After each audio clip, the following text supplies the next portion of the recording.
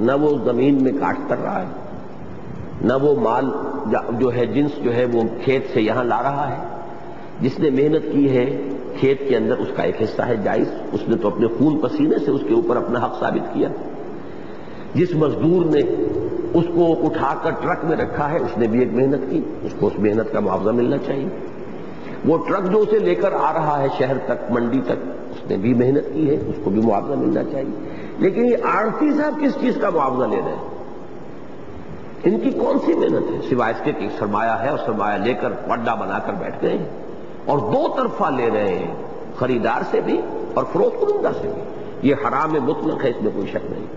اور آج کس بڑے پیمانے پر دھڑلے کے ساتھ حاجی اور نمازی اور ہر سال عمرے کرنے والے اور کس طریقے سے وہ دین کی خدمتیں کرنے والے اور مسجدوں کی خدمت کرنے والے، علماء کرام کی خدمتیں کرنے والے، اکثر و بیشتر لوگ تو یہی. یک طرفہ کمیشن کے جواز کا فتویٰ ہے کہ وہ وکالت ہوتی ہے کہ فرض کیجئے کہ میں چاہتا ہوں 100 من گندم خریدنا، میرے پاس وقت نہیں ہے، میں جاؤں دیکھوں دیکھ بھال کروں، میں نے آپ کے ذمہ لگا دیا، آپ نے اپنا وقت لگایا، آپ نے بہتر سے بہتر مال جو ہے اور صحیح سے صحیح ریٹ پر یہاں سے ملا لا کے مجھے دیا، یہ آپ کی محنت ہے، میں آپ کو اس پر کمیشن دے دوں گا. یہ وکالت ہے، وکالت جائز ہے. وکیل کی حیثیت سے، میرے وکیل کی حیثیت سے آپ پرچیز کر رہے ہیں یا میرے وکیل کی حیثیت سے آپ فروخت کر رہے ہیں. اب ظاہر بات ہے وکالت دو طرفہ کبھی نہیں ہوتی. کسی مقدمے میں کوئی وکیل مدعی اور مدعا علیہ دونوں کی طرف سے تو نہیں ہو سکتا، لہذا دو طرفہ جو آڑت ہے اس کا کوئی جواز نہیں ہے، جبکہ وکالت یک طرفہ ہو کر وہ جواز کا فتویٰ ہے.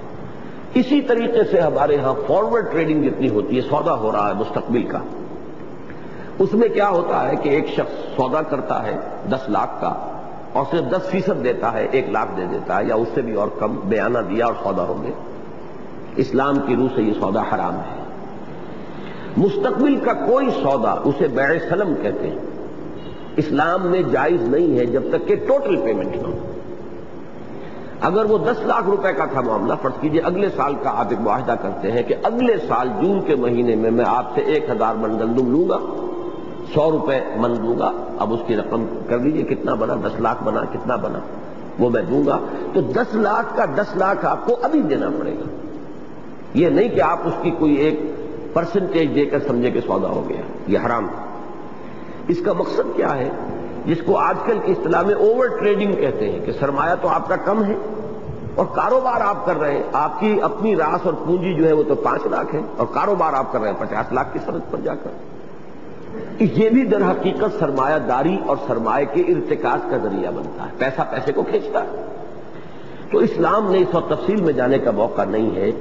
جو اسلامی معاشی نظام کے جو 2 پہلو ہیں ان میں سے ایک زکوٰۃ اور عشر والا، وہ ہے ویلفیئر یا بنیادی انسانی ضروریات جو ہیں شہریوں کی، ان کی کفالت کا فنڈ گویا کہ اس سے قائم ہوا. وہ تو بیت المال ہے، وہ کسی اور کام میں نہیں لگ سکتا، وہ اسی کام میں لگے گا روپیہ. دوسرا یہ کہ وہ کاروبار میں آزادی، پروڈکشن کے اندر ایک آزاد معیشت کا ایک نظام برقرار رکھنا چاہتا ہے. پھر یہ بھی چاہتا ہے کہ سرمایہ داری کی لعنت مسلط نہ ہو جائے، دولت کا ارتکاز نہ ہو جائے. لہذا اس نے کچھ ایسی شکلوں کو حرام قرار دے دیا جس سے دولت کا ارتکاز ہوتا ہے. سرمایہ کاری سرمایہ داری کی لعنت بن کر، جس طریقے سے بعض درختوں کے اوپر آپ نے دیکھا ہوگا پیراسائٹس ہوتے ہیں، ایسی بیلیں جو درخت ہی سے چوس رہی ہے ساری غذا، اور درخت جو ہے ختم ہو جاتا ہے، سوکھ جاتا ہے اور وہ ہری بھری ہے. تو اس طریقے سے یہ مختلف چیزیں ہیں، سود وغیرہ، اس میں وہ سرمایہ کاری سرمایہ داری کی لعنت بن کر اور پورے نظام پر ایک آکاش بیل کے طریقے سے چھا جاتی ہے. یہ ہے جس کے ذریعے سے سرمایہ داری کی جڑ کٹ جائے گی. یہاں بھی علامہ اقبال کا ایک شعر میں نے دیا ہے، از ربا جاں تیرا دل چوں خشت و سنگ، آدمی در رندہ بے دندان و چنگ. اس قدر شدت گہری علامہ اقبال کے ہاں ہے ان چیزوں میں، اور کہیں آپ کو نہیں ملے گی. جیسے عظمت قرآن کا جس درجے انکشاف معلوم ہوتا کہ ایک شخص واقعتاً دیکھ رہا ہے کسی شے کو، اس کا ایک ایسا ذاتی تجربہ ہے کسی شے کی عظمت کو، وہ اپنے دل کی نگاہ سے دیکھ کر بیان کر رہا ہے. وہ کوئی سنی سنائی بات نہیں ہے، وہ کوئی آورد نہیں ہے، وہ کوئی تکلف کے صحیح سے کہی ہوئی باتیں نہیں ہیں. اسی طرح اس موضوع پر جس قدر گہرے احساس کا معلوم ہوتا کہ وہ ان کا اپنا ایک ذاتی احساس ہے شدت کے ساتھ. سود کی لعنت سے جو نتیجے نکلتے ہیں، از ربا جاں تیرا، انسان کا باطن تاریک ہو جاتا ہے، اندر روشنی نہیں رہتی، اندر سے انسان گھپ اندھیرا اندر. دل چوں خشت و سنگ، دل ایسے ہو جاتا ہے جیسے پتھر یا اینٹ سخت ہو جاتا ہے. ثم قست قلوبکم فہی کالحجارۃ او اشد قسوہ، پھر تمہارے دل سخت ہو گئے تو وہ تو اب گویا کہ پتھروں کے مانند ہے، ان سے بھی زیادہ سخت ہے. آدمی درندہ بے دندان و چنگ، اور سود خور جو انسان ہے وہ درندہ بھیڑیا بن جاتا ہے، اگرچہ بھیڑیوں جیسے دانت اس کے نہیں ہوتے اور بھیڑیوں جیسے پنجے نہیں ہوتے. یہ پنجہ، دندان اور چنگ، چنگ یہ پنجہ ہوتا ہے. تو اگرچہ وہ بظاہر انسان نظر آ رہا ہے، انگلیاں ہی ہیں، پنجہ نہیں ہے، اور دانت بھی انسانوں والے ہیں، بھیڑیوں والے دانت نہیں ہے، لیکن انسان حقیقت میں درندہ اور بھیڑیا بن جاتا ہے. اب آئیے چوتھی چیز،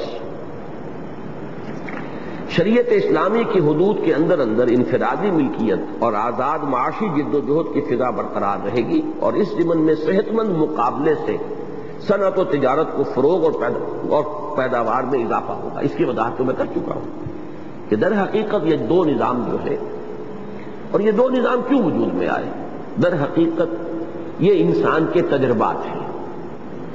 چند جملوں میں یوں سمجھیے کہ آج سے 200-250 برس قبل پوری دنیا میں ایک ہی نظام تھا، سیاسی اور معاشی علیحدہ علیحدہ شمار نہیں ہوتے تھے، یہ ایک ہی شے تھی، اور اس کا نام ہے جاگیرداری نظام، فیوڈل سسٹم.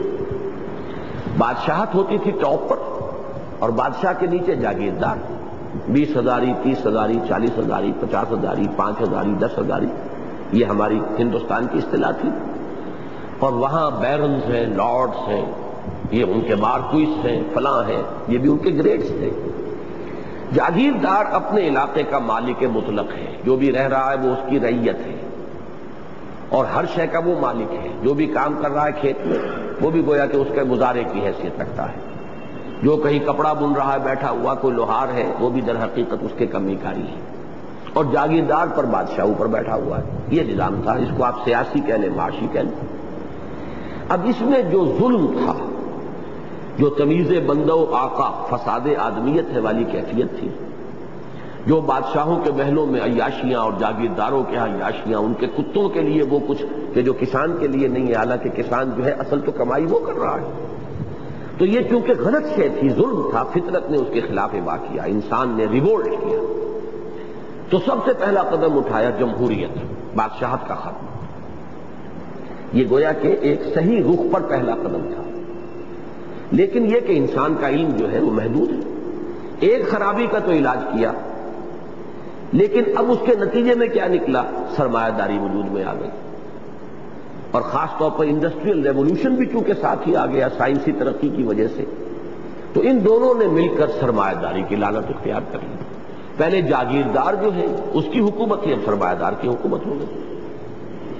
سرمایہ دار کہنے کو تو یہ کہتا ہے کہ صاحب میں آپ کو مجبور نہیں کرتا، آپ چاہیں تو میرے ہاں کام کریں، چاہے نہ کریں، لیکن مزدور تو کام کرنے پر مجبور ہے، اس لیے کہ وہ اگر 2 دن کام نہیں کرے گا اس کے گھر میں فاقہ آ جائے گا. سرمایہ دار 10 دن کیا 1 مہینہ 1 سال بھی اپنی فیکٹری بند کرے تو اس کے بچے کو تو فاقہ نہیں آتا. تو بالکل ان ایکول فوٹنگ پر ہے. لہذا ایکسپلائٹیشن یا استحصال نے اب سرمایہ داری کی شکل اختیار کر لی. اب یہ بھی چونکہ فطرت کے خلاف ہے، فطرت نے پھر یہ بات کیا. اب انسان نے ایک چھلانگ اور لگائی، اشتراکیت. سرمایہ داری ختم، ملکیت ہی ختم، جڑ ہی کاٹو. جو یہ بلبل جس شاخ پر بیٹھ کر چہچاتا اس شاخ کو کاٹ دو.